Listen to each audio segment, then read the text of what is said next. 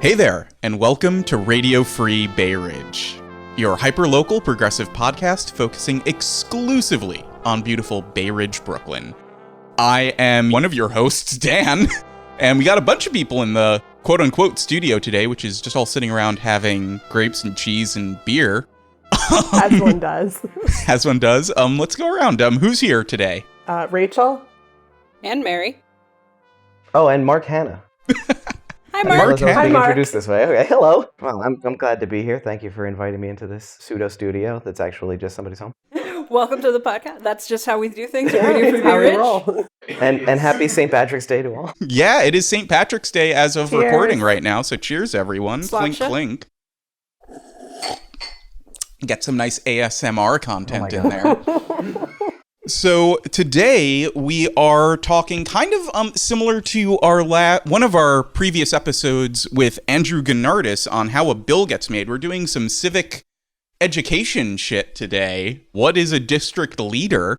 And we figured there was no better person than Mark to bring in, because Mark, you're running for district leader. I wish that made me the best person to talk about this with. I hope that you know what you're running for. I mean, I do, but No, I mean, there's a lot of history here. Fun fact, actually, St. Patrick is considered the first district leader because he led the snakes out of the district. Organizing those snakes. Yeah.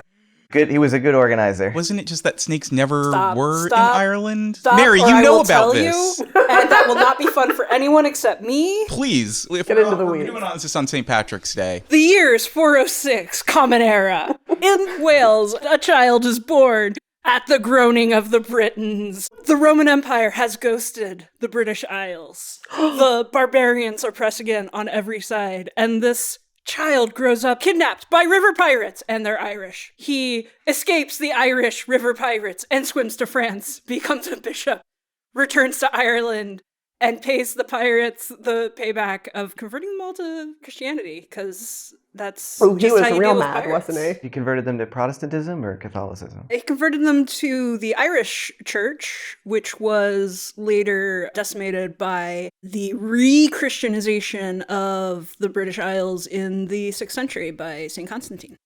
Damn. All right, let's just make the episode about this. We are No, an okay, we have educational to- podcast.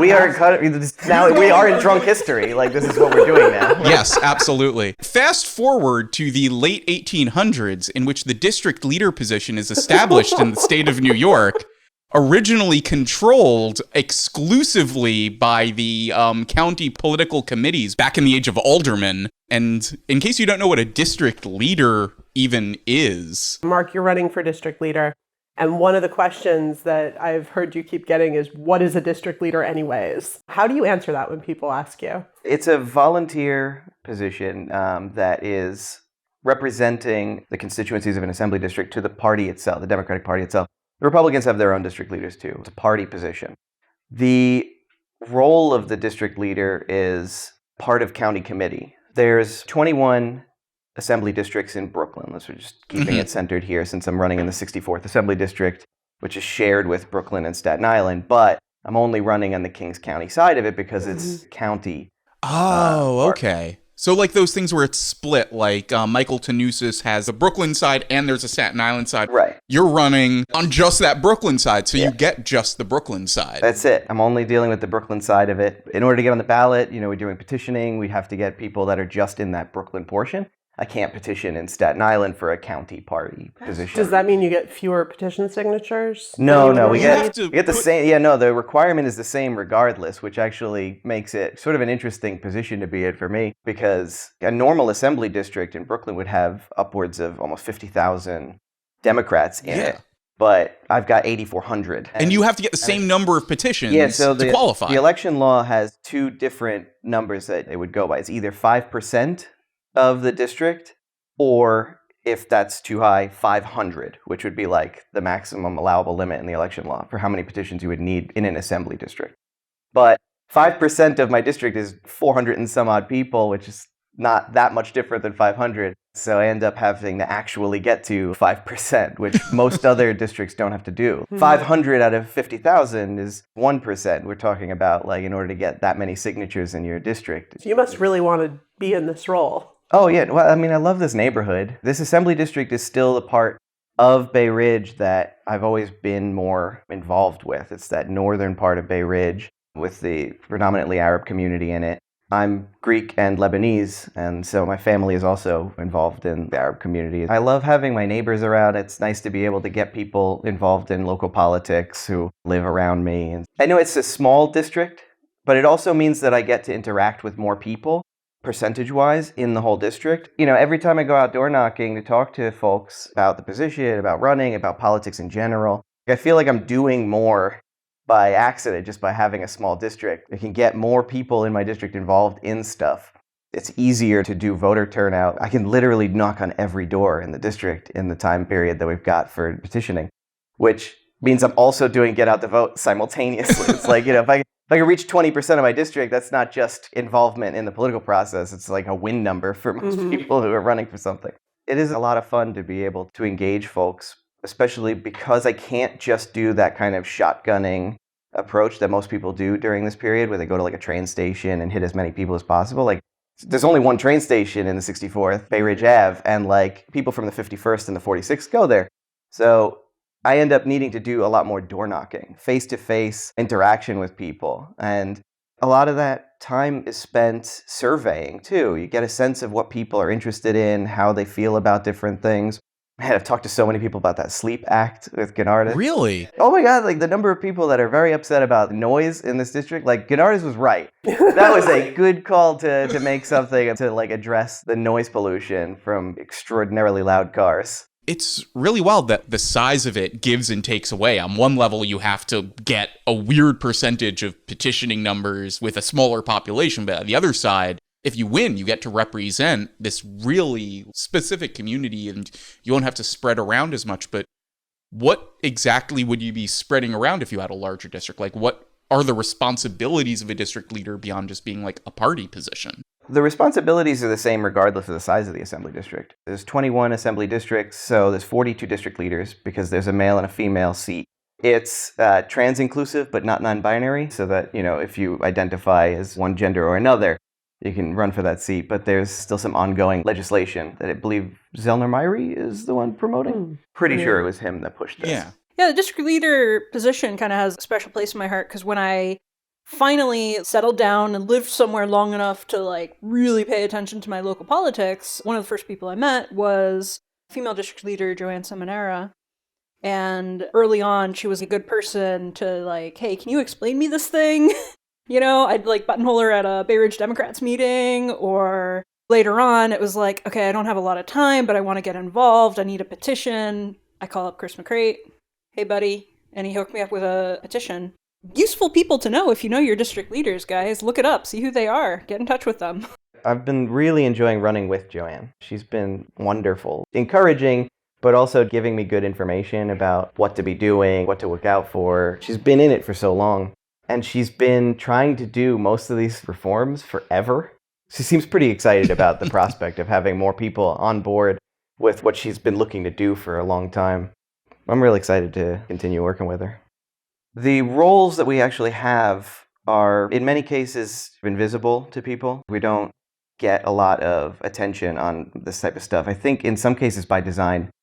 For me, the one thing that was really grabbing me beyond just encouraging people to be more involved in the political process and the democratic process is the judicial screenings and putting judicial candidates on the ballot.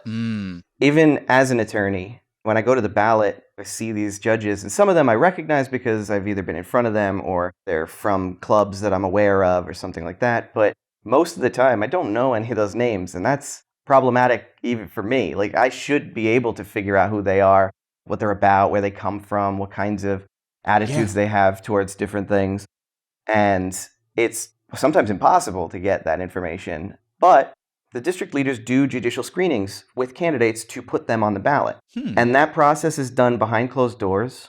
And we don't get any of the information. We don't know what they're asking them or how competent they are. So for me and a bunch of other people who are running for district leader on the New Kings Democrats slate, the Brooklyn Can't Wait slate, we're endeavoring to make that, as well as a few other things, more transparent for people. We have the ability to put all of that information out publicly. Judicial screenings can be done in an open forum before they get on the ballot. Yeah. so that we know whether or not we even want to have them representing us in the judicial system. Because that whole judicial system affects us all invisibly most of the time. It's not something that is legislative, so when people are affected by it, it's through case law, and that the judges are the ones that have discretion for. So they enforce all of the laws and amend and modify them in different ways based on how they can interpret them. And it's really important that we have judges who are competent and also understand the nuances of those legislation when they're being put forward, so that we don't end up in circumstances where judges are creating essentially havoc. There was a recent incident that I've been dealing with lately as a foreclosure defense attorney. At the beginning of last year, the Court of Appeals ruled on a case where a bank was able to do something called de-accelerating a mortgage. What that essentially is a pretextual concept where they're running out of time on the statute of limitations. They don't have a great case. They're looking at it like maybe it's not going to go their way. So they de-accelerate. And they basically take the money that was called due originally and remove it and say, you're good. We don't have to worry about this anymore. And then subsequently send a letter to the borrowers and say, but we're accelerating it again now. And the statute of limitations gets to start fresh, as though there was no statute of limitations at all. So they just pull it out and then pull it out, put it back in, totally unilaterally.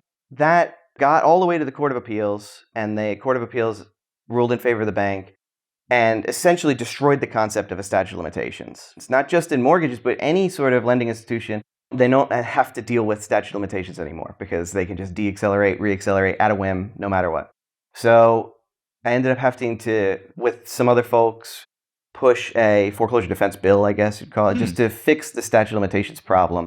Can you clarify, a statute of limitations is kind of an obvious concept, but I never thought about how important it is. It's like, if you're going through your life and somebody sues you or has a mortgage issue in this case, there comes a point where the statute of limitations is up and you can move on with your life. But without that, just whoever has the most money will make the case go long enough until they win. And there's no way to plan your life around that unless you have as much money as a bank. Yeah, that's the point of the statute of limitations, is to give people a clear end point for when something can be litigated. So if you sue inside of that time period, you're fine.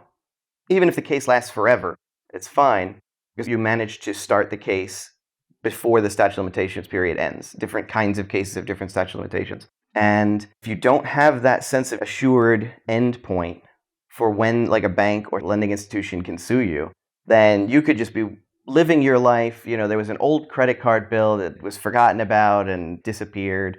And 20 years later, you suddenly get hit with a lawsuit that includes the crazy amount of interest for that whole period. And it's like, well, that doesn't make any sense. Where were you for 20 years? Why did you let all of this accrue?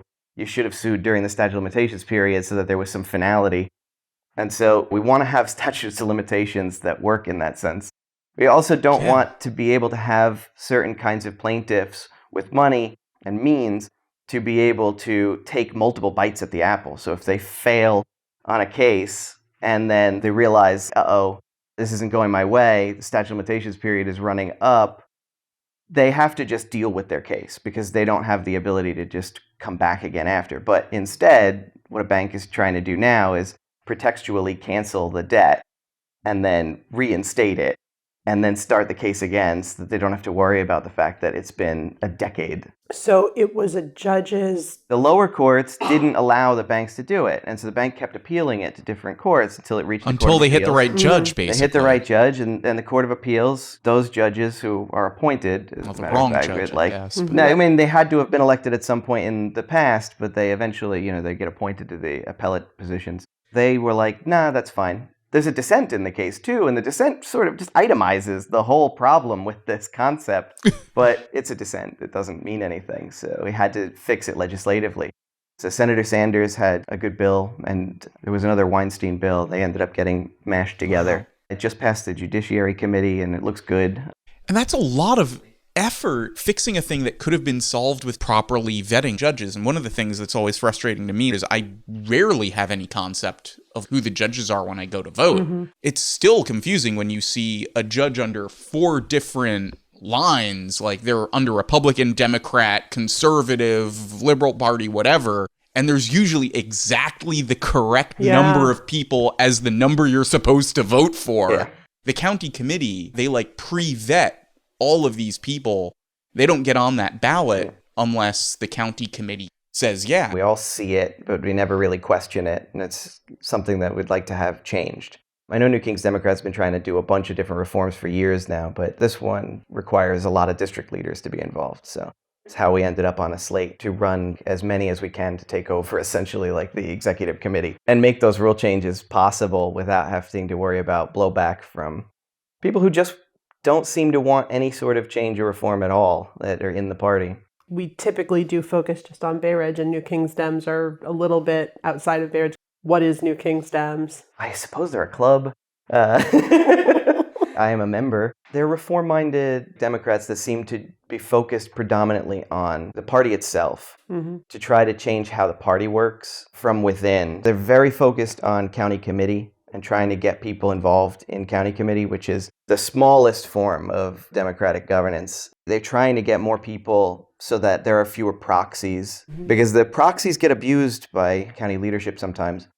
And that's not a great thing. You want to have more people who actually represent electoral districts involved in everything. My understanding of the proxy issue is that county committee is made up of hundreds of committee members. Thousands. Isn't that the rep your block rep thing your that block, New yeah. Kings Yeah. Dems has tried to... Exactly. Literally repping your block, yeah. The electoral districts are tiny.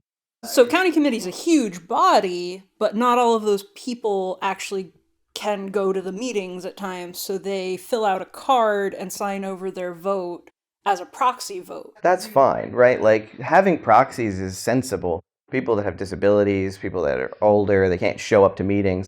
That stuff is great. We want to have people have the ability to have proxies, and district leaders can carry proxies for the people in the assembly district. That's the one of their EBs. responsibilities. It is a responsibility. The problem comes when the leadership just sort of invents proxies, taking a look at the voter rolls, finding names that live in those districts, and then just making them proxies without telling them. I've heard that where one district leader or two district leaders or like the head of the county committee or whatever ends up wielding thousands of proxy votes, and these main meetings, it's supposed to happen like a couple of times a year, right? Supposed to. It narrowed it to just one. Yeah. Lately, because one or two people with thousands of proxy votes outvoted everybody else to say, now we're having this once a year. Yeah, how many of our listeners know about the epic, what was it, like 12, 16, 20-hour 20, meeting? 21 hour, I think, meeting in 2020. They spent a day doing a whole bunch of reforms, getting things done, and then the very next day walked them all back.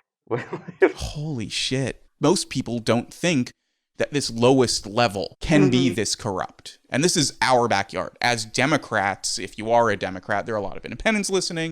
Republicans have their own problems with corruption in their county committees, absolutely. This is our attempt at reforming this lowest level of governance. That's a big place for grift to happen. Yeah, there's Board of Elections appointments. I mean, these judges are basically appointed through this process.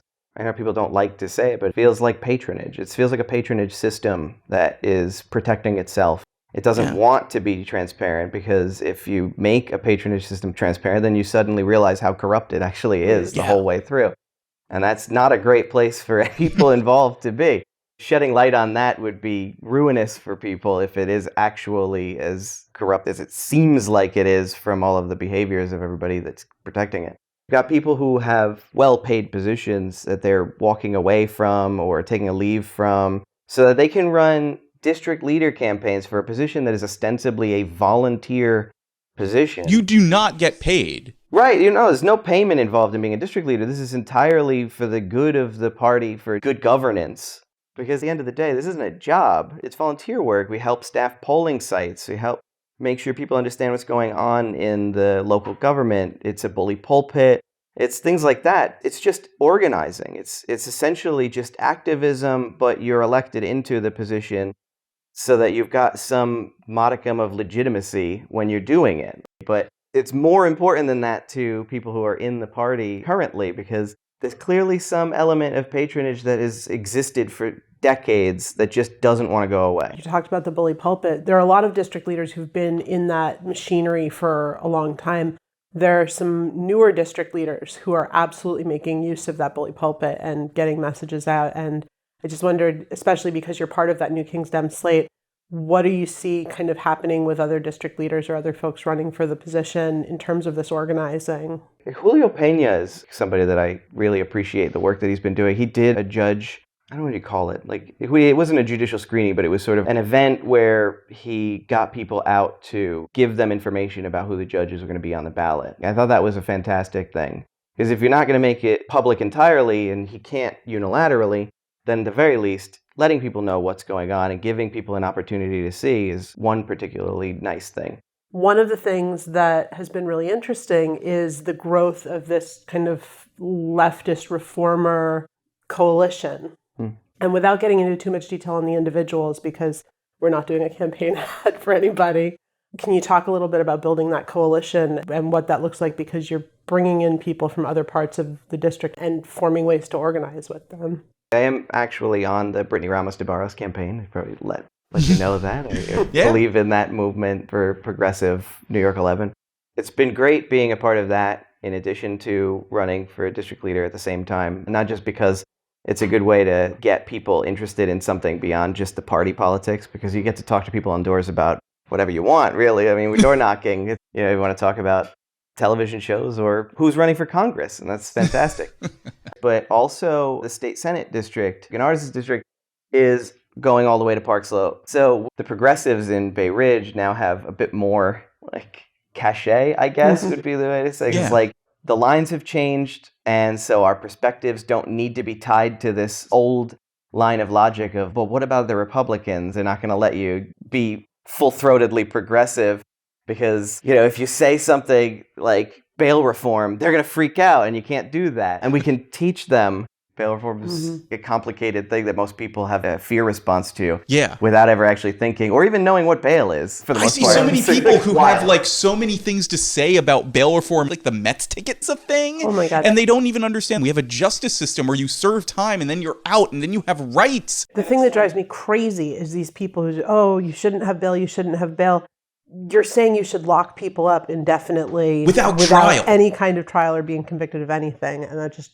A police person arresting you isn't a freaking trial. You end up going from somebody being anti-bail reform and not knowing what bail is or what the reform is or what any of the policies are. If you talk for long enough, many people become prison abolitionists at the end of it. Because you get to the point, like Rachel saying, what do you think, that people should just be locked up indefinitely? And then they're like, no, like people shouldn't be locked up. It's not rehabilitating people or keeping people from committing crimes. And so we should be doing different things. And then you could talk to them about Red Hook's experimental court system, where they do things that are not directing people towards jail time and helping people out with rehabilitative programs, like an art program for having done some graffiti or something. There's a million things that courts can do. Again, going back to the fact if we have good judges, they can do good things. Yep. When you talk to people about this type of stuff, it becomes very clear that they have lost the narrative somewhere, or they weren't given it to begin with, because they're just working from a place of fear and not from any sort of logical perspective about what prison can do to help out with communities, which is essentially nothing. It's just a way to make people feel more comfortable. Anyway, this is a really long tangent. Do we want to take a quick break and get another drink? Hard five, everyone. All right, we have fast forwarded. We've all gotten another drink or 2 drinks. We got some cheeses. Boilermaker? We figured that one out, right? And we're back with more from Mark Hanna. And it's not like it's a radio show where you're coming in the middle and you don't know who this guy is. But actually, you know what? I didn't actually introduce who the hell I am. So Who I don't know are if you? anybody you know what? knows So who I now am. that we're at this point, who are you, Mark Hanna? I've been listening for an I had a hour. couple of drinks. Let's get into it. Who even am I? I'm a local attorney. I was born in South Brooklyn. Family moved to Jersey, so I lived on a farm briefly, then moved back to Brooklyn as soon as the fuck I could. Apologies for the language. So went to law school at Brooklyn Law, been in Bay Ridge for about a decade now. Got involved in politics after, well, to be fair, I got involved in politics after I listened to my first Rage Against the Machine album. Nice. There we go. But mostly just spent that time angrily being upset with people on Facebook and reading everything in the Rage Against the Machine reading list, which a lot of people don't know exists, but has some really good stuff in it. Wow. Yeah, check that out. Rage Against the Machine has a reading list for leftists, and everybody should look at it if they have any sense of being a leftist. Links in our show notes. But then after Trump got elected, they instituted the Muslim ban. And I saw another friend of mine who was at JFK, and I was like, oh, I'm admitted in the Eastern District. I can help out with whatever people need. Like if they got to file something, we can do it through my Pacer, whatever. I realized, oh, I could be useful to people who are basically subject to strange political whims by Trump.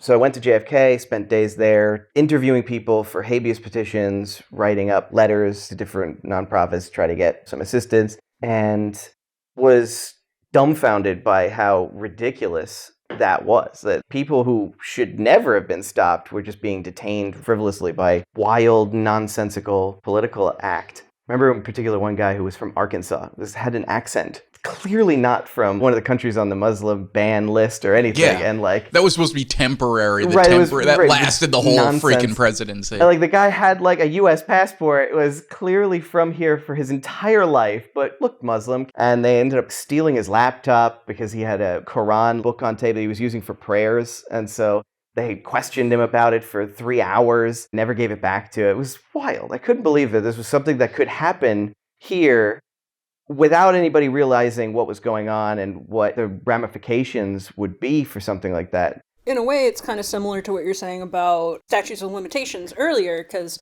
people who are coming to the United States are oftentimes preparing for years, getting documents together and saving up money, selling everything they own. They don't have anything to go back to because they sold their house, their business, and all their assets to start a new life in America. And then while they're in a plane, somebody with a stroke of a pen, somebody just is like, no, that's not good enough anymore. And the guy lived here and it didn't matter. You know, being a citizen wasn't even enough in that circumstance for that particular guy. It was pretty clear that nobody had any sense of what was supposed to happen. And so they were just grabbing random brown people off of planes and holding them hostage for, sometimes days at a time.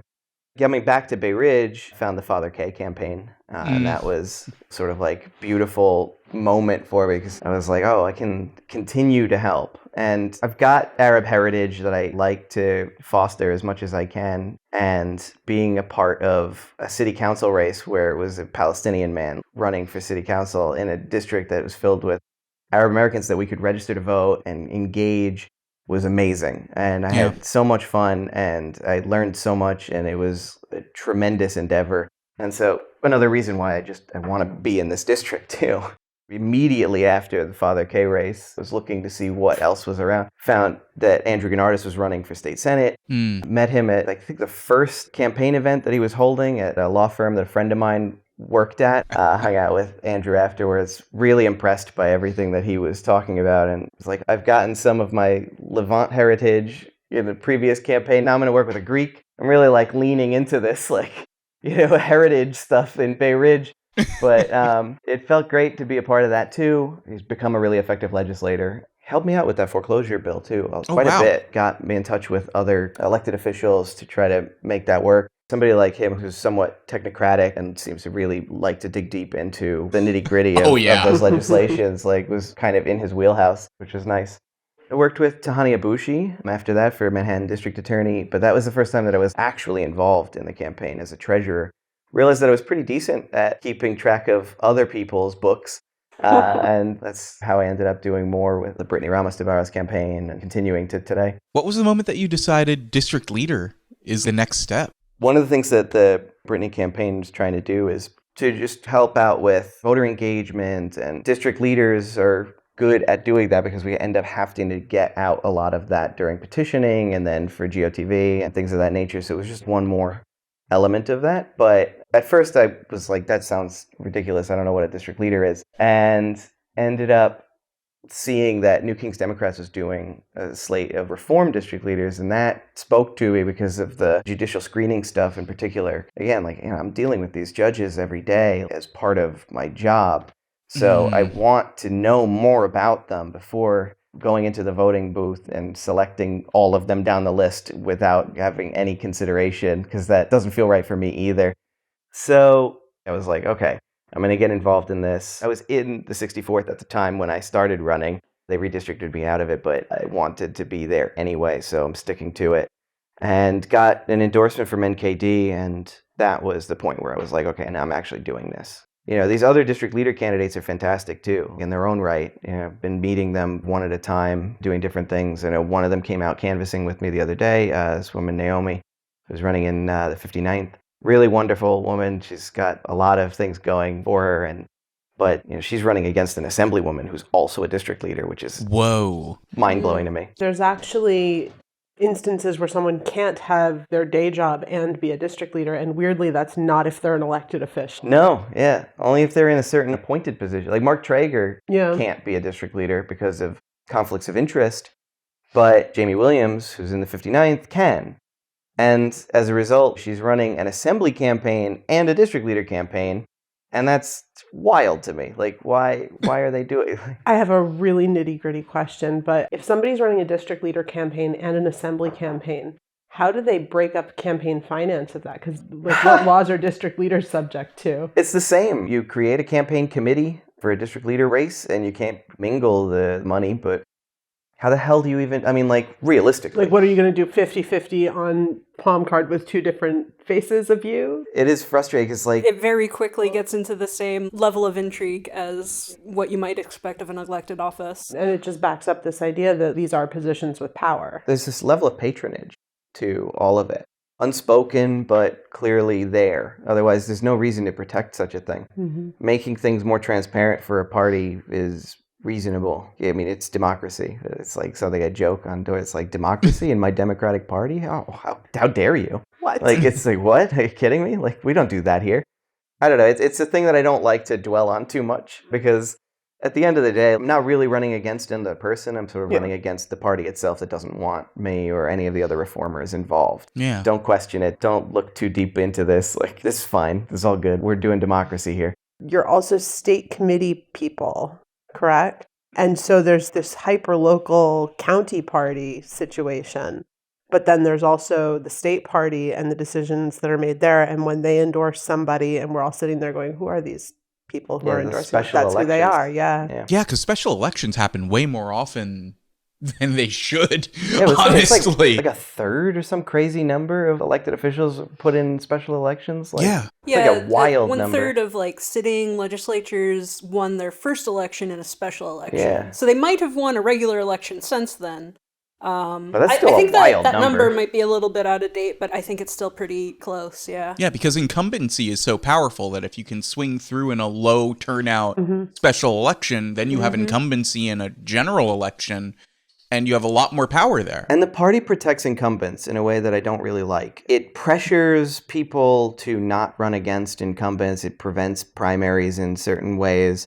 And that doesn't feel right to me, particularly now that we're dealing with redistricting and things like that, where people who are incumbents have new constituencies, and they may not represent their new constituencies. And that's an important factor to consider when there are elections with a lot of primaries. Granted, I like a lot of my elected officials and all of the rest of that, and I would want to help out, but one of the things that I have to contend with is my own moral philosophy about being a district leader, and not just being there for protecting incumbents, but now having to put aside my own personal feelings for things. And for the party, it makes a lot of sense to protect incumbents because they've already won a primary. Right. So and why less spend resources. money on a primary? Yeah.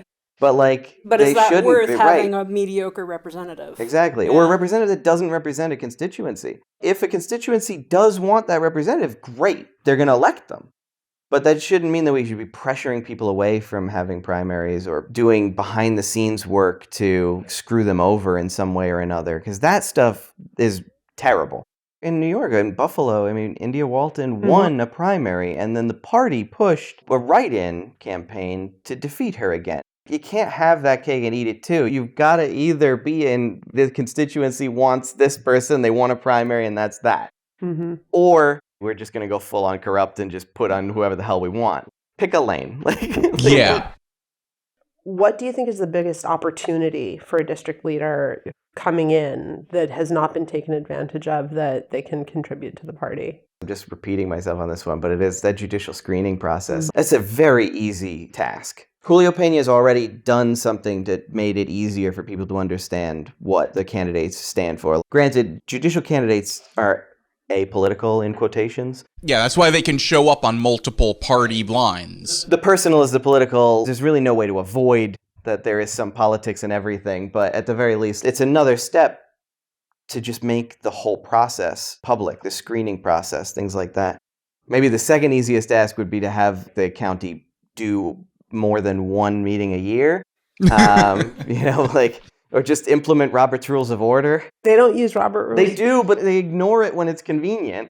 And then when there's something they don't want enforced, then it's like, oh, I'm sorry, Robert's Rules prevent us from doing this. When you have thousands of proxy votes, Robert's Rules don't matter. No, yeah. Well, that's the story I remember is like the defining story I heard about proxy votes was Frank Seddio, the former chair, would slap down his 6-inch pile of proxy votes and that's it. Famously had 600 proxy votes suddenly out of nowhere. Actually, we don't want to do this. Here's 600 proxy votes. I win. When we were doing the community board episode, one of the things I was wanted to put in, and I still have to do an episode about this, is just how even in the 80s, they realized we don't understand how to get people who are below a certain income bracket or people who are disenfranchised in general to volunteer for the lowest form of civic engagement, which is community board, or the lowest form of party engagement, which is the county committee. I mean, they're all volunteer. Yeah. Some of the things that they're saying in the 80s was like, maybe we should make these paid. Maybe we should let it so that people don't have to worry about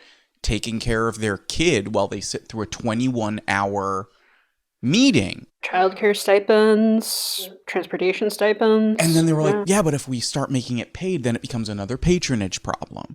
And they were struggling with this in the 80s, like 30 years ago. Quick shout out to the female-led city council cohort this year. What, 30 out of 50? That's what came out of a ranked choice voting process. And I would like to briefly mention that we experimented with ranked choice in the 60s, and it was immediately shut down because it resulted in actual representation for minorities. Didn't it also result in actual representation for socialists? Yes, it did. It absolutely... I feel like the history of New York politics is just like restructuring things to disadvantage socialists. I want to do an episode on Mr. Cacchione, who was the Italian representative, the only one south of Prospect Park that was representing Brooklyn at the time.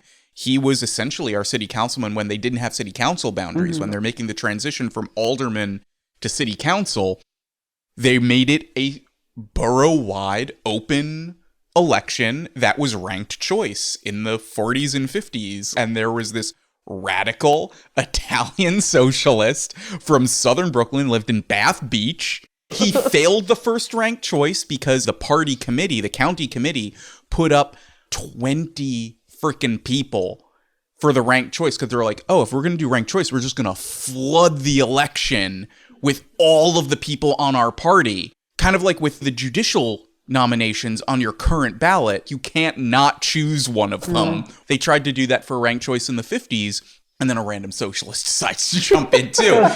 Random socialist. And like he almost got in as the bottom-most ranked choice candidate, but then he kept running and he kept running, and eventually he became the #1 ranked choice vote in Brooklyn.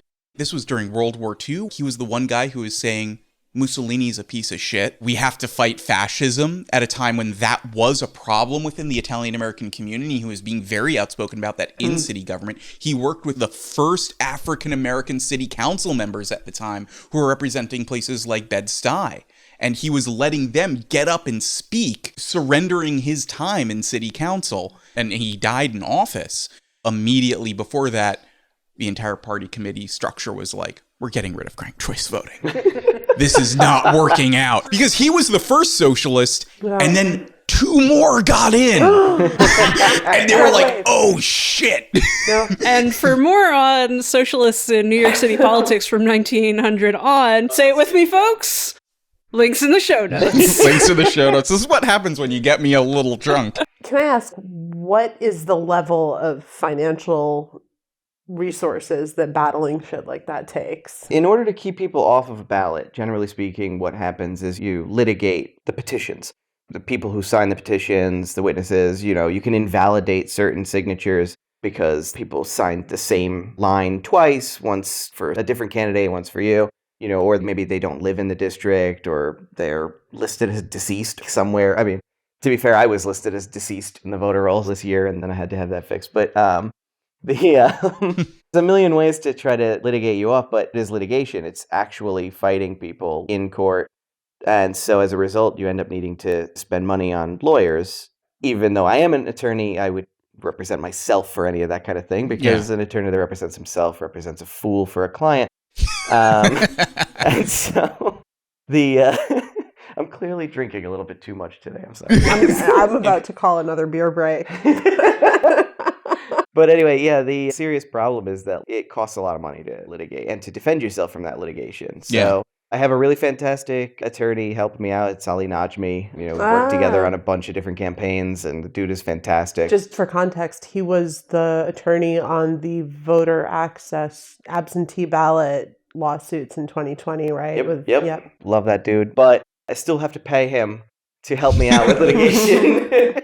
Because it's not entirely pro bono work. So when you're talking about a district leader race, what is the financial commitment that you're looking at to be able to pay for that kind of defense? It's like 10 grand. Wow. For a non-paid position. For a volunteer position. It wouldn't be if it wasn't that the county was fighting tooth and nail to prevent reform district leaders from being involved in stuff. But it's been threatened repeatedly, not just to me, but other NKD candidates, things like that, that they're going to litigate us, no matter what. And I fully expect it to. So you have to fundraise twice as much as most district leaders probably need to. Twice? I mean, most district leaders don't fundraise at all. Mm-hmm. Like, it's just not worth fundraising. Because what is the point of that? Like, you're not really running a campaign the same way that other people are. You're just going out, door knocking, collecting 500 signatures. You're good to go. In this case, I'm not just collecting signatures. I have to actually campaign as though it were like an assembly race. Social media, palm cards and posters and going crazy, just because I have to get my name out enough that I can get people to sign my petitions and also to then win an election afterwards, because I'm going to be fought tooth and nail the whole way through. So I've got to get my name out enough to get donations from people in a way that I would normally only have to do if I was running for something that was legislative. It's particularly difficult to fundraise from that perspective too, because I'm asking people for money for a position that most people don't get any benefit from. If I was a legislative position, then everyone has a benefit because I'm legislating something, but it's invisible, the benefit district leaders provide for people. And even still, not something that I can necessarily provide unless a bunch of other people get elected too. It's not just me, it's a whole slate of people, because the stuff that we want to reform that will help people needs all of us involved in it. Because if only half or like a handful of us win, then county's just going to have a whiplash effect and crush us all immediately after, using proxies to ensure that change can't be made. It's almost an all or nothing kind of. Right. I've got to help out other people. We're trying to do as much as we can through that Brooklyn Can't Wait slate, because it's not necessarily all or nothing, but it is most of us or nothing. Anything less than half, and we're all going to be useless. It's a midterm election, so there's guaranteed to be less people involved, right? That's just statistically the case.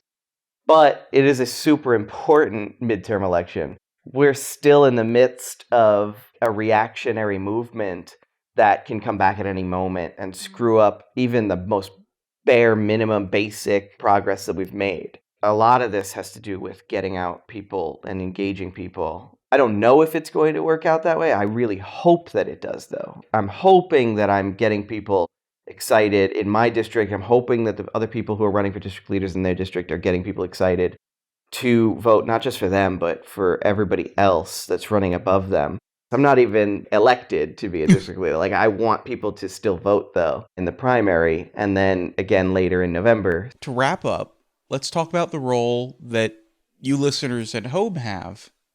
Because, number one, district leader won't show up unless you're registered as a Democrat, right? Yep. So if you're registered as a Democrat, Primary, make sure primary only. that when you go in for the primary, it's only in the primary, it's not in the general. So go to your primary election. We're going to have a thing on the webpage about everyone who is currently running for the new district seats, because everything has been changed around. So also double check, see where you are in this new district, because we have totally changed the maps.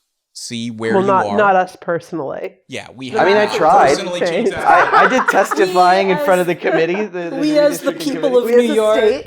There was Yes. was a moment where I was hoping that Bay Ridge would have its own assembly district, and Aw. I testified repeatedly to try to get that to happen, and it was for naught. I mean, it makes so much sense It to does. me. Just Yeah. draw a little circle. Like we've got those highways. I would call it natural, but it is clearly a man-made division. Robert Moses. Robert Right. Moses, thank you. But stay tuned as well for probably our next episode, which will be about the district maps with Danny Loud, who is our new environmental correspondent. Oh, I want to come back for redistricting stuff. I learned so much about district lines. How many people can Come be in back each on for district? that, back. man. Oh, fuck Come yeah. back on for Come it. back. I want to shout out Mark for saying the personal is political, and perhaps being the first person on this podcast, because I'm real jealous that it wasn't me. Oh, It's one of my favorite slogans. It is one of my favorite lines. I had some pushback from a friend the other day who was annoyed about that phrase for whatever reason, because they were like, yeah, no, but the real personal is private and not political. And I'm like, nah, I it's disagree, all- man. I still disagree. Even the shit that happens in your home. Yeah. Lawrence versus Texas, that shit happened literally in their house. You can't even be gay in Texas. That is the definitive part of That the was a personal, and that family was court political. issue. Right. Local family court. But this is it. The courts fuck with people daily, and you don't even know how it's going to affect you, and that is a problem. Although, to be fair, the family courts are appointed. So, Mark, thank you so much for coming on the show to talk about all of this stuff. Thank you so much for drinking with us to enjoy a St. Patrick's Day. Our first airing drunk episode. This was a lot of fun for me. Where can people find you? You got a website? Yeah, it's Hanna2022.com. Hannah with no second H. That's right. Yeah, nope, it's HANNA 2022.com. I don't remember what my Twitter is. Hannah DL64. And I think it's also my Instagram. I'm correct. It is also And your my Instagram. Facebook. You got a TikTok? Don't have a TikTok. He has no TikTok. Yeah, video content for me is strange. I don't like the way that I move. I feel very weird and like lanky and No, and you just go like this and you're like, hey, I'm out. I'm doing my district leader thing. Thank you for tuning in. Peace. Done. Probably could have done it the other day when I was out canvassing with my mom. Everyone, if you want to check out the show notes for this, I'm sure I'm going to be fact-checking a little bit because we got tipsy before the end, obviously. Which means we lied.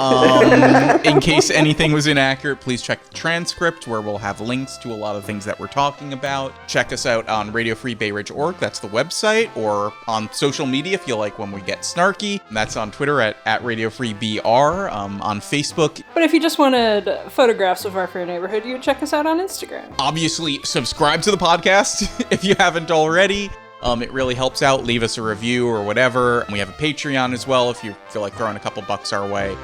But until next time, everybody, stay free, free, Bay Ridge. Bay Ridge.